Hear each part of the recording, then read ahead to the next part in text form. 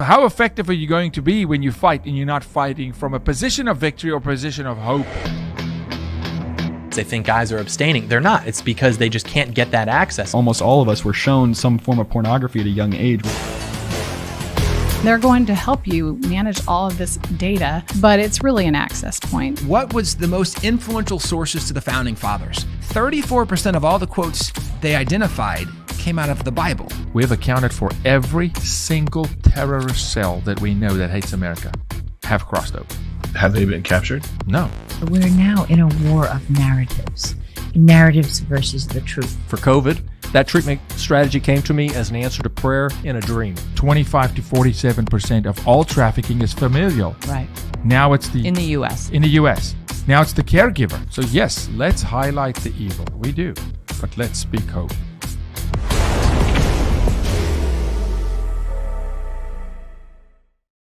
Sheriff Skinner and Sheriff Wayburn, it is amazing to have healthy, strong, amazing citizens in law and order in the studio. So welcome to the Bottom Line. Thankful it's good to see you, that you are here. I had a really good time in your office, and it was a bit of a challenge that time. And your staff is so accommodating. You're so accommodating. You run such a clean shop. And the same in Fort Worth. We've had a lot of time together on the camera. But the show's called The Bottom Line because when we think of fighting sex trafficking and what we do, it dawned on me, lots of prayer, and we've been in this thing for 26 years. When we look at it, it's a symptom. And so for us to get upstream in the symptom and we look at what's happening in the home and fatherlessness and the family, you're both family men. I mean, you're amazing guys. Before we go any further, the calling to enter law enforcement. I want to remind people, I think I said it in your office, there's a human being in the uniform. You don't have your uniform on today, but there's a human being in the uniform. It's not just a uniform. That's right. So the call on entering law enforcement, each of you, when did that happen? How old were you when you knew, okay, because it's a calling. It is. This is not a job. Because it's too tough to be a job. You'll quit that job. It's a calling, according to me. So Sheriff Skinner. Well, for me, it all started for me in August of 1978. I took a job. I was going to work in the local police department for a while. I thought it was interesting because my plans were I wanted to go to Texas A&M and I was going to study to be an oceanographer, believe it or not. Wow. Because I was really into math and science and these types of things. I took a job as a police officer in August of 1978. The third day on the job, my field training officer, a guy named Carl Levin, was murdered, shot in the head by an arson suspect. Day three. And he was killed on duty, and it just completely changed the trajectory for me in my life. I was so completely outraged, even when I think about it now. It's unbelievable. But I was so outraged, and I just felt like that there had to be people that were brave enough to stand up and pursue evil people. And for me, I swore that my life would be in the service of the law.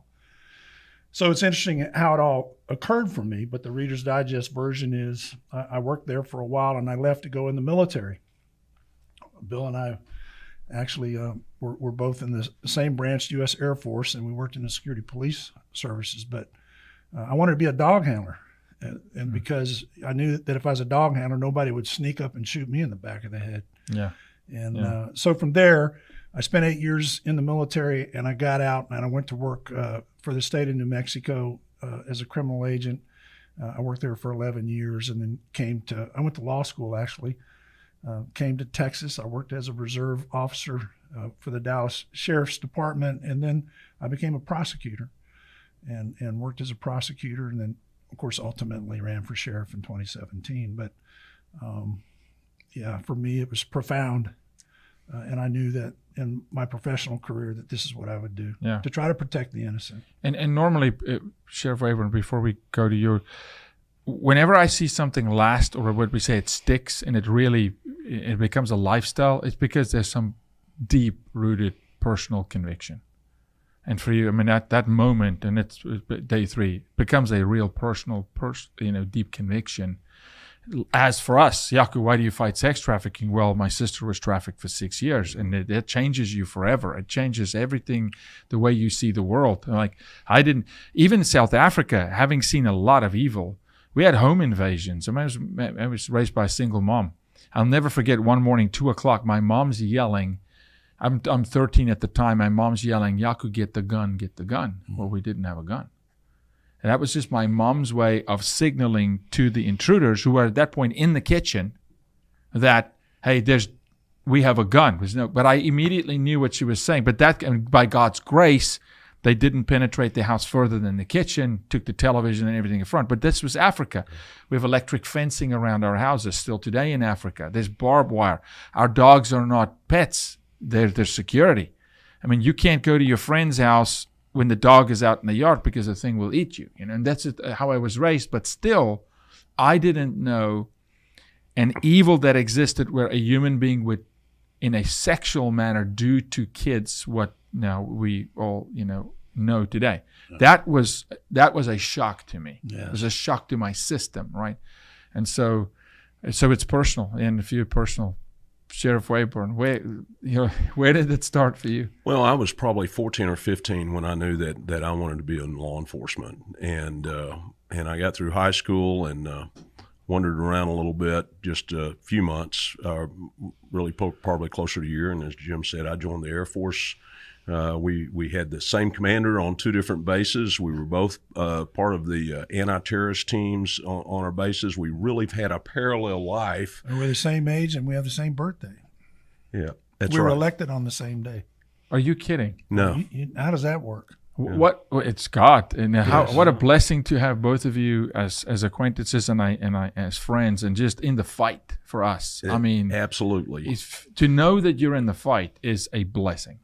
But as in the deep faith that I know that we all share, we're right there at Romans 13. There we are, and there were missions is that our sword is girthed up for nothing, and that we were supposed to go out and seek justice and love mercy. Yeah. And we're going and I've been wrapped in that for all my career to a large degree, just feel liking that it was a calling, is that we were in ministry, and that there's a lot of good that we can do, and the good that we do often is getting the evil out of the world. Mm-hmm. And there's unfortunately plenty of it to go around. And as Jim has, we buried a lot of good people in that fight. And and that reaffirms where we need to be going and what we need to be doing. These are elected positions. Mm-hmm. There's a political component to being a sheriff.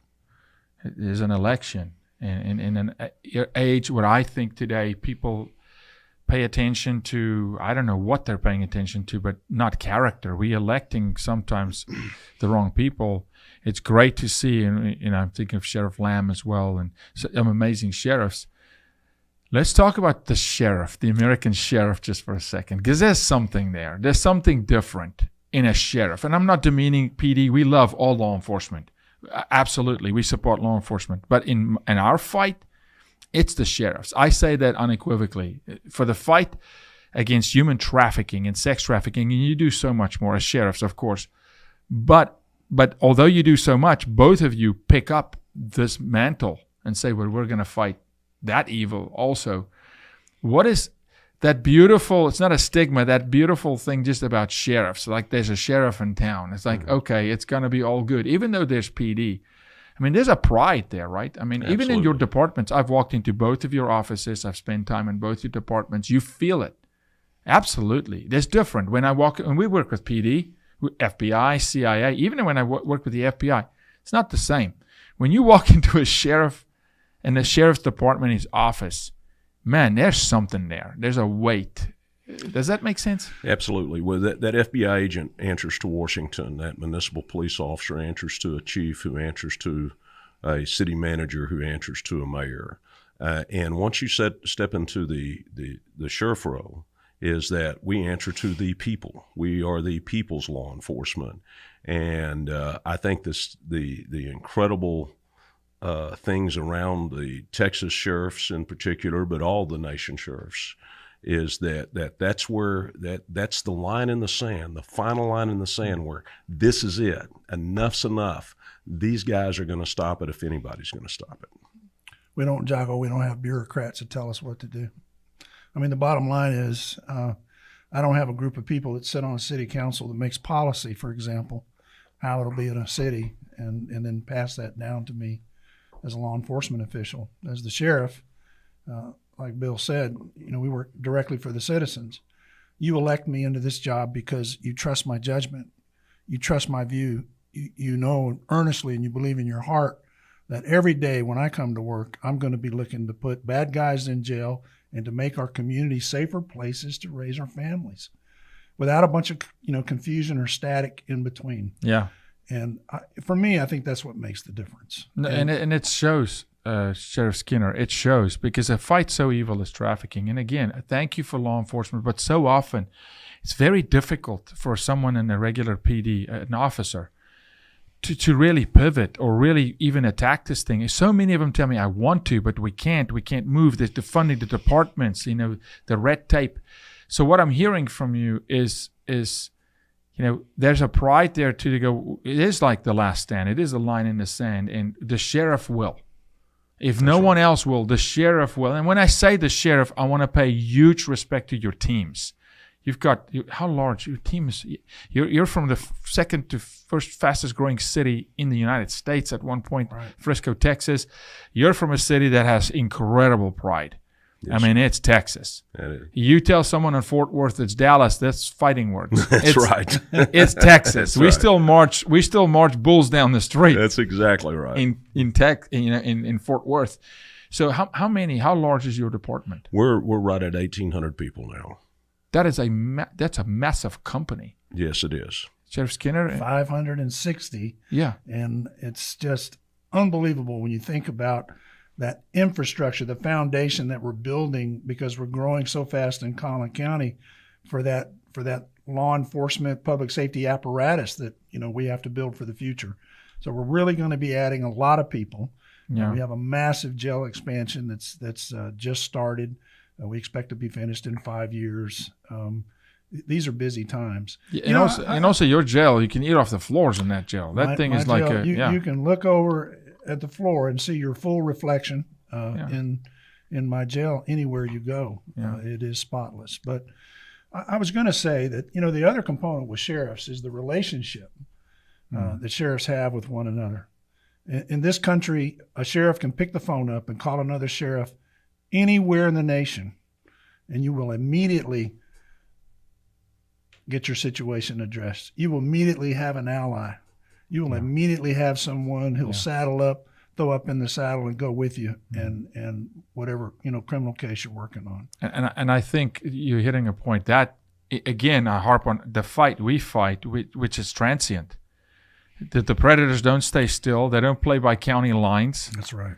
And actually, they abuse that system. I mean, one of our most recent cases was a Dallas case, and she's found in Las Vegas. And so Dallas PD, it's out of sight, out of mind. But I see sheriffs and sheriff departments, and whether it's the New Mexico border or the Texas border, it's almost like it's a crate. I see that in the Navy SEALs too. It's like, when did you serve? It doesn't matter. I'm from your, I'm from your tribe, and so it's almost like it's tribal. Am I right? You're within right. sheriffs? I think so. I feel it though. I mean, and that's amazing. Certain challenges you're facing because your city is expanding so fast, and that means a lot of new people moving in. Texas is we just drinking from California. I mean, people are moving in. My experience in fighting trafficking is when people move, things happen. When there's a transient people, whether it's the Super Bowl, why is the Super Bowl? Because people move. Same reason people say, go to Las Vegas, and what happens in Vegas stays in Vegas, because inhibitions are out the window and things. Well, now all of a sudden in trafficking, it's moving. So some of the key challenges that you're facing, we talked about people driving 4.5 hours to come abuse a child in your city from another state. Can you highlight in some of these things? Sure, and you are exactly right. What we're seeing is that people who are moving in to the North Texas region that are coming from other places, some of them represent a special kind of threat, some that we haven't seen before. last week, for example, we arrested 3 different people in 3 consecutive days regarding undercover operations that we did, our deputies posing as a 14-year-old girl. 3 different circumstances. Of course, what's important to understand here is that as a parent, you have to know that when that child leaves for school today, that before the end of the day, that child could be victimized. In one case we had last week, our officers posing as a 14-year-old in school, 57 minutes after the original contact, this person showed up at a park ready to meet what he thought was a 14-year-old girl. For a sexual engagement. This is what it is. That he was going to sexually assault. The very next day, we had another case. The conversation started at 8 o'clock in the morning. It ended at 7 p.m. when he showed up for a meet. But during the course of the day, all of those things that he did in order to lower the child's inhibitions, to send pornography, to do all of those things desensitize that these predators do in order to desensitize someone. And in this case, all we did was put an ad up that a 14-year-old was looking for work as a babysitter so she could attend summer camp. I think that's so critical. We're not even talking, Sheriff Wayburn, here about a 14-year-old that necessarily put up nude pictures of herself. Oh, right. Because I think that's what people think too. It's like, oh no. I want to work as a babysitter. The predator, if you would weigh in on this a little bit, your experience, the predator has a profile. The predator has experience. The predator knows what he or she, but mainly men, right, knows what he's looking for, is looking for that soft target. So I always tell parents, if we don't raise your child's risk profile in the eyes of a predator, if we could only do that by raising children so that when the child has an engagement with the predator looks at that particular child as that's too risky. That's right. To go after that child, I may be exposed, or the child may blow my cover or find my questions weird. So they're looking for a soft target. That's right. Right? Your experience in that, is that a fair? Because this is a case of a babysitter posting to go babysit, and all of a sudden the predator goes, that's the one. That's right. Now, technology is kind of out of my lane, but through games, some gaming systems, through other things that the predator is reaching out to, and they start probing. They're well trained. They're probing. They're trying to figure out where that weak link is and what that target is. And as soon as they hit it, they're going to continue it and they're going to march on. And it's just like the drug issues and everything else, is that this is where we need parents involved. We need you to invade that space. Yes. We need you to get into that space. Those kids don't need privacy. You need to know who they're talking to, and because quite frankly, they don't. Yeah. But that predator's out there and he's probing, and as you well know, the even in society today where we've had, what's been remarkable to me is I've seen the predator become younger. And now we're talking about 20 and 21-year-old predators because they've been steeped off in pornography for the last 10 years. Yeah. And now they're getting there where they're trained. That progression, that natural progression, like I always say with drugs, no one starts with a heroin needle in their arm. It's an opioid. They steal something out of a parent's medicine cabinet or whatever, and then they progress. It's just sexual immorality and sexual abuse. It's a very rapid progression. I'll tell you something too, Bill, and I know you're seeing it as well. We're really shocked at the young age, not only the young age, but how violent some of these encounters are and how they're increasing in violence. You know, when you arrest one of them and you sit down and you talk to them and you really get in their head and understand, you know, what they've been up to and how they got to this point. Friday, we had another case that we did undercover Friday. We made an arrest of a 22-year-old man who had been involved for 2 weeks in a conversation with what he thought was a 15-year-old female.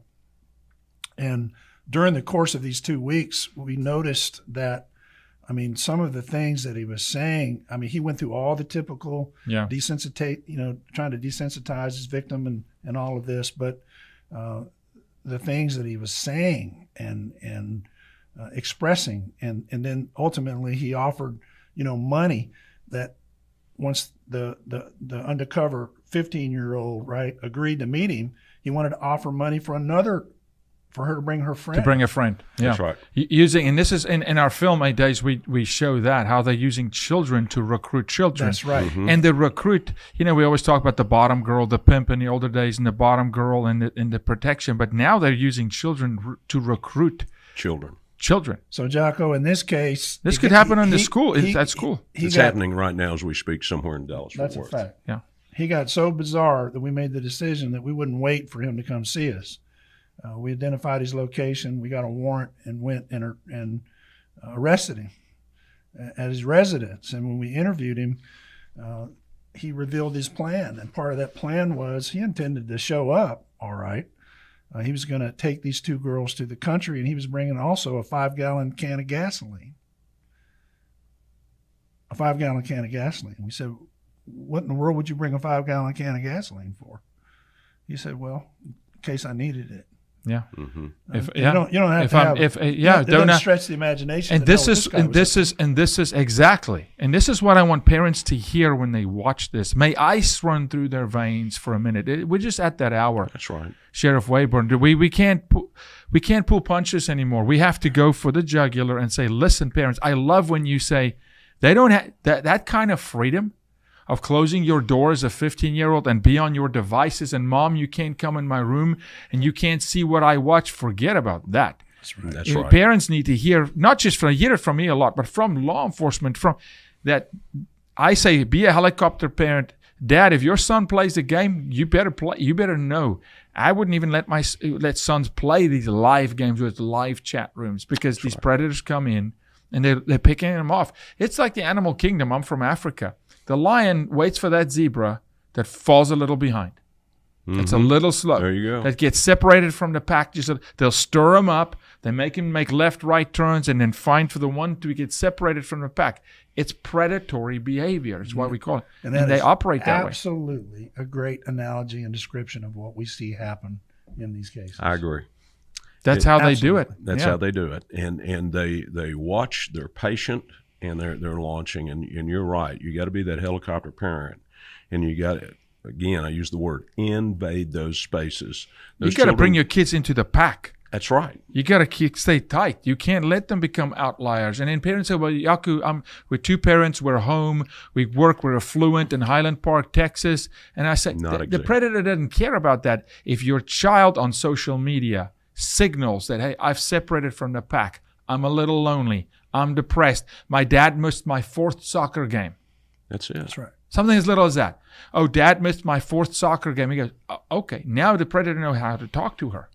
He'll come be a father figure. Sure. He'll come speak love and flower language into her life. And at times, what I've seen is some of the victims survivors that we work with, sometimes these predators will earn their hearts. So these girls at times will go, it's love. It's real. I mean, it's so dangerous. So if parents don't fortify, like right now, not wait until something happens in their community. It's too late. That's triage. That's it. I have a lot of kids. We talk about that stuff openly and honestly around the kitchen table about what life is about. We don't want to scare our children. We want to tell them this is it and this is how we fortify. And one of those things is that at the end of the evening, our children aren't going to bed with their phones or their electronics. We're going to take all that stuff up and we're going to look at it and see where they've been to make sure, because we're invading those spaces. And I want to encourage every parent to do that and get involved at that level and see where they're at. Pay attention to their habits and where they're going and what they're doing. When they're at home alone, what's going on? What do they have access to? Yes. And where it's going. The friendship circle. And absolutely. Who has their ear, the voices of influence. I mean, it's just because there's so much information. And we talk about it, it's the most informed Generation Z and millennials. That's also the problem. Mm-hmm. Because this device, I mean, we've gone up against Congress. Porn is free. Sure. Talk to me about Pornhub. It's free. It's accessible to an 8-year-old. We look at 1 in 5 women today are going to go through sexual abuse. I mean, it's a massive issue. And I say to people all the time, when we went through the cancel culture movement and the defund the police nonsense, and I say, hey, you guys want us to protect children from sex trafficking. It is impossible without law enforcement. It's impossible. That's You right. can't fight crime without law enforcement. Even if we were to apprehend people and find, then what? It's got to hold up in the court of law. There's a law. We're a country of laws. Well, these are extraordinarily dangerous people. I'm not telling you anything you don't know. I mean, the statistics say that for every one you arrest, the FBI is saying that in excess of 50 children you'll save when you arrest one of these people. They're prolific, right? Yeah. And what the other lesson that parents need to learn is when something is awry, when something's wrong, when you get that natural instinct, when the hair raises up on your neck and something's not right, call us. It's not right. Come see us. Something is wrong, and we'll help you. We have the technical expertise, to assist you and to look into these matters. I mean, so often, we have these cases where children are assaulted and sexually abused in terrible cases. And the common thread that runs between all of it is the threats that they make, that they'll hurt their siblings. That was the case with my sister. Right. When my sister was trafficked, they immediately said, your mom teaches at this school. She goes home here. She goes there. We'll kill your mom. We'll kill your brothers. That's right. And all of a sudden, the victim becomes a defender of the family. That's right. Like, I'm going to be quiet. I'm going to comply. That's right. Are you, okay, I make this statement, refute it. Please correct me if I'm wrong.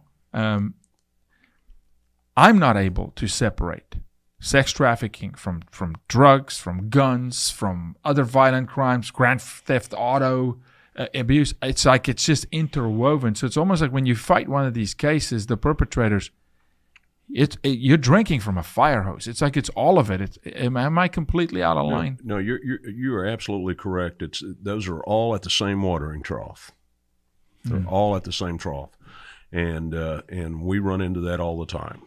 And some of the sex traffickers, of course, introduce drugs immediately to their victims, and that's very common. And they will use force to maintain that victim on occasion, and so all of those things are interwoven there, and it's just a whole pack of evil all the time. Now consider that. Think about these organized transnational gangs, that operate in this country and come across the southern border, right? I mean, the Mexican drug cartels capture women from Central and South America. They put them in a central location. They gang rape them. They drug addict them. They bring them across the border and then make them work as prostitutes, servicing 30 johns a day. Yep. I mean, talk about pure evil. Okay, it is evil. This happens all the time, and it's directly related to these criminals that are also trafficking drugs and this deadly poison fentanyl into the United States that's killing so many people. You're both Texas sheriffs. Our border is not too far from you. It's a very big state. Are you seeing? I think I know the answer. Because we go to the border, we're at the border. We do a lot of work at the border with Sheriff Coe at the border and other sheriffs. Are you seeing a negative impact in the state of Texas, from your opinion, if you can share, either local where you are or in the state, from not having a handle on and securing a border and having a system like legal immigration? Absolutely. Absolutely, without question. The copious amounts of drugs that we're seeing. We're rescuing people. Currently in our county jail, we have, out of the illegal aliens that are detained, which this administration has changed the rules on significantly, but on average, they represent 23 different countries just that we have in Tarrant County. So there's an impact that those people are up to something, that we have cartel people in jail. We have MS-13 people in our jail. That have all been evildoers of some sort. And with the interdiction unit alone, we've seized enough fentanyl to kill hundreds of thousands of people. And millions. Yeah, and millions. Yeah, exactly. We're talking about, and for those in the country or maybe international, because this show is watched all over, they don't understand. Texas is really big. Texas is larger than my country of South Africa. That's right. We got 1,200 plus miles of border. This is a massive state. Mm-hmm.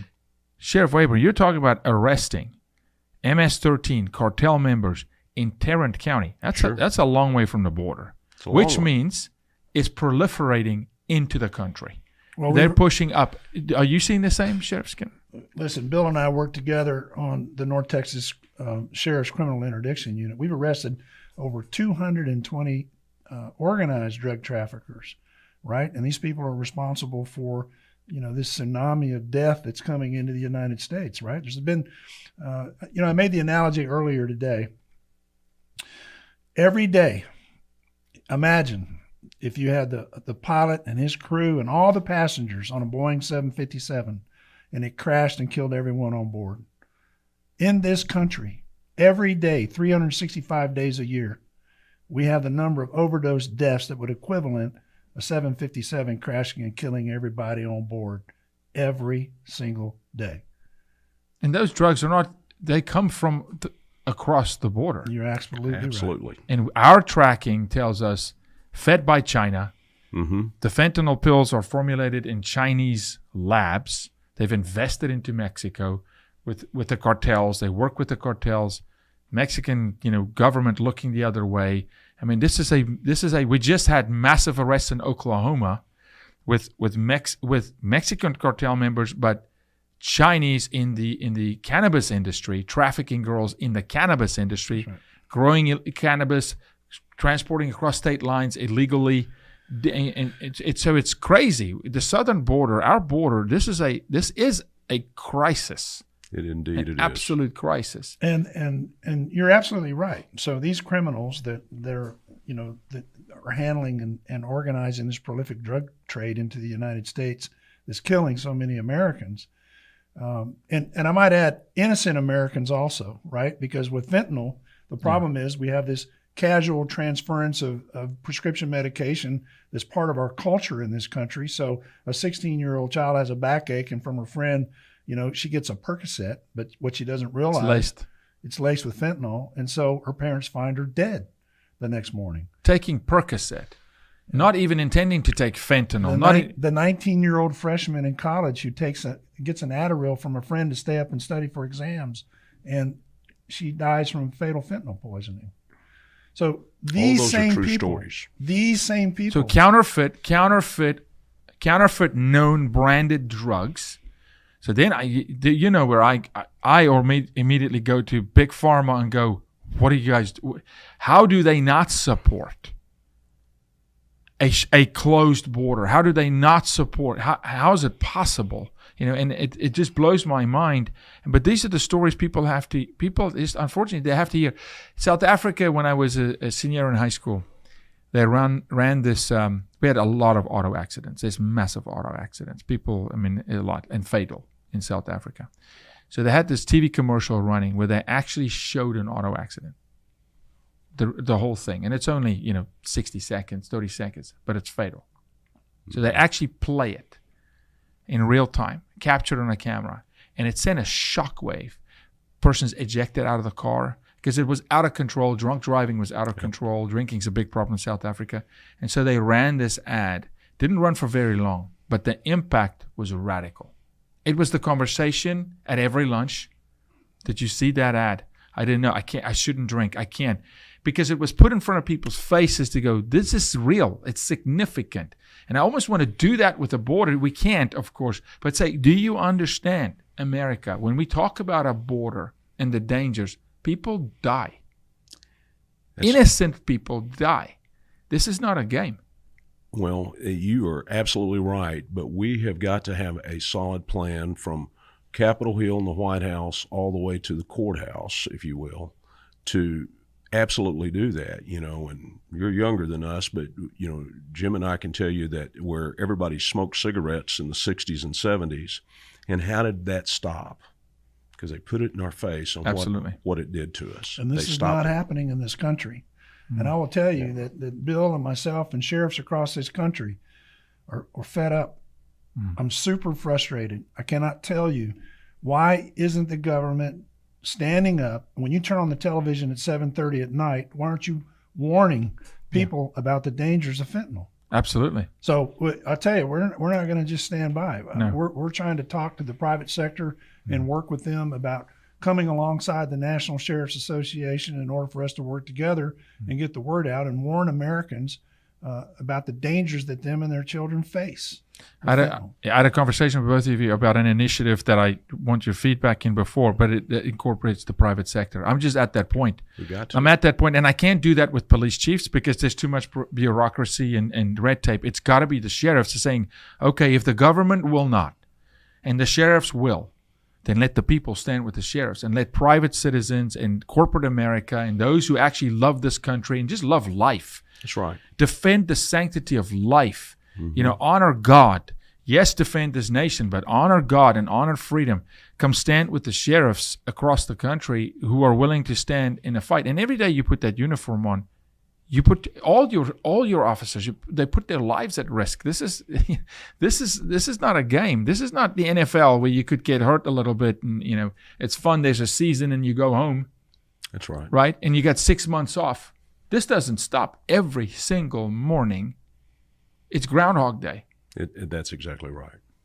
We have got to send that message out because right now, as we speak, there is a 14-year-old child from somewhere in America that probably came up through Texas and the border that's being sexually assaulted in Massachusetts or in Washington, and there's somebody, snorting what they think is cocaine in Ohio, and they're going to be dead before nightfall gets here. That is happening right now all across our country. They've weaponized this stuff. It is terrorism at its best and mixed with entrepreneurism. And these guys, I'm going to tell you something. They're lacing fentanyl in just the heroin, cocaine, methamphetamines. All these drugs now contain fentanyl in them. And there's no messaging. There's no messaging. So here's a guy that goes out, with his buddies. He has since he got out of college, and he goes drinking, once every 3 or 4 months. And these guys do a line of coke, and out of that, somebody's dead. Dies. They OD. Yeah. Gone. Leave a wife and their kids and everything else. This guy's a recreational drug user. Yeah. And all of a sudden he's dead. I could talk for hours, but I want to respect your time. I mean, we didn't even scratch the surface of what you do. Huge honor to you, Sheriff Skinner, your department, your team, Sheriff Weber, and you guys. You treat us with incredible respect and favor. We can't thank you enough. Collin County Sheriff's Department, I want people to support it. I want them to dive in there. You're doing incredible work. Tarrant County Sheriff's Department.